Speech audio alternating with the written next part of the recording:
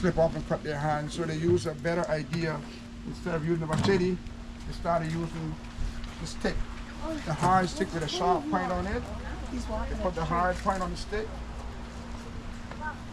And they say that that's a better way in huxing the coconut, less dangerous, and you hux them more faster, right? So the way we hux, you just crack the three corner of the coconut. Crack the three corner of the coconut. Little green stick.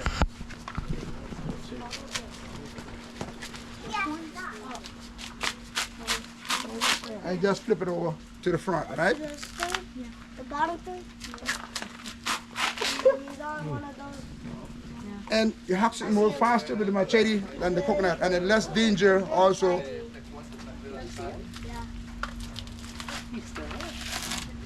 Less danger also, see? After you run hux the coconut, then we chip the coconut. Chip the coconut. You have to be careful you don't. Okay, in the olden time, if the older folks want to hux 100 or 50 coconut or 200 coconut, they give them a prize for who hucks the fastest.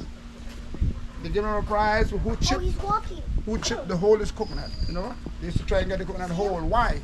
Because when they chip the coconut whole, if they have a greater 100 coconut, when the coconut is whole, they get through fast.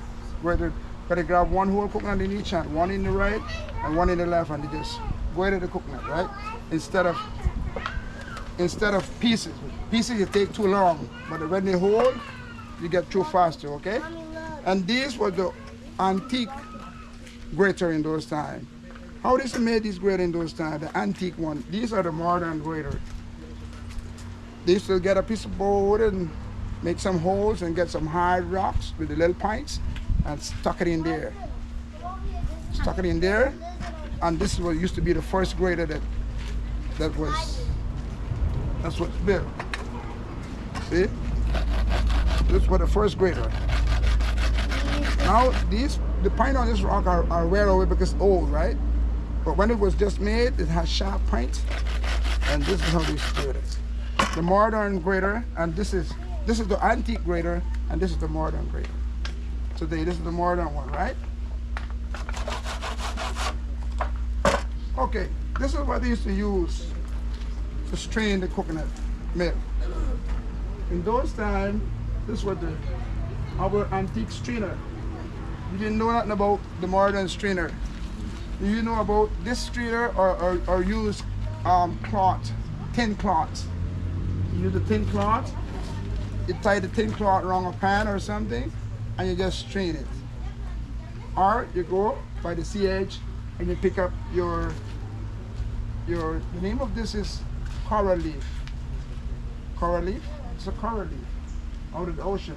But when the weather is rough, and we have bad, rough, weather time, then the weather just bring these up on the beach. And in those times, we have the older folks used to go around the beach looking for their strainer. Yeah, they didn't used to allow to tie no more. They started getting the strainer, and this is what they strain the coconut milk on the water. You get the coconut and then you That's right. When you grate the coconut, you put the water in the coconut milk, and you make the coconut milk, right? Then after that, then you get this, and you put this over. Bueno, ahí acabaron de escuchar ustedes toda la explicación de los elementos rudimentarios de la época, cómo rayaban el coco, por qué lo rayaban. Es una cultura, el coco aquí parece ser que en Centroamérica es una cultura que a través de los años les ha dado muchísimo en términos de salud y de economía inclusive. Había hasta concursos, había concursos deportivos de quién peleaba más cocos, de quién utilizaba mejor esas herramientas. Aquí estamos disfrutando.